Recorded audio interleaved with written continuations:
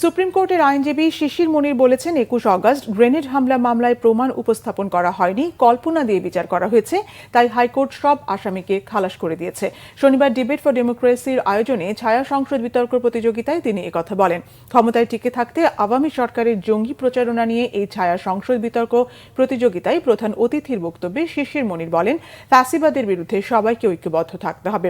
ফ্যাসিবাদ কায়েম হওয়ায় মির্জা ফখরুল ইসলাম আলমগীর, ডাক্তার শফিকুর রহমানের মতো রাজনীতিবিদদের জঙ্গি হিসেবে মামলায় আসামি হতে হয়েছে।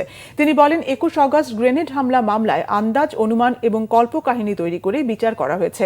একজন সাক্ষী ৩ বার তার সাক্ষ্য বদলেছেন, সেই সাক্ষ্য দিয়ে মামলার রায় দেওয়া হয়েছে। ডিবেট ফর ডেমোক্রেসির চেয়ারম্যান হাসান আহমেদ চৌধুরী কিরণ বলেন, পতিত আওয়ামী লীগ সরকার ক্ষমতায় টিকে থাকতে নানা অপকৌশল অবলম্বন করেছিল, তার মধ্যে অন্যতম ছিল জঙ্গি দমনের নামে মানুষ হত্যা।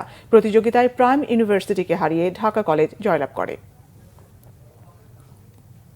পুরা ভারতীয় সাবকন্টিনেন্টের ইতিহাসে কেউ দেখাতে পারবে না যে একজন ব্যক্তি একবার স্বীকারোক্তিমূলক জবানবন্দি দেওয়ার পর সরকার পরিবর্তন হয়ে আরেকটা স্বীকারোক্তিমূলক জবানবন্দি দিয়ে নতুন লোককে আসামি করে।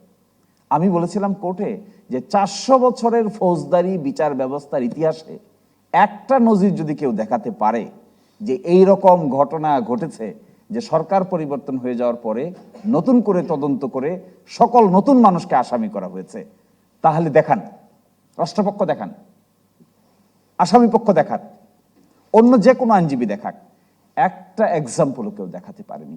This were the unprecedented incident happened in Bangladesh, specifically in judicial mechanism. ২১শে আগস্টে র্যাটরিক দিয়ে বিচার করার চেষ্টা করা হয়েছে, এভিডেন্স উপস্থাপন করতে পারেনি, সেই জন্য হাইকোর্ট খালাস করে দিয়েছে।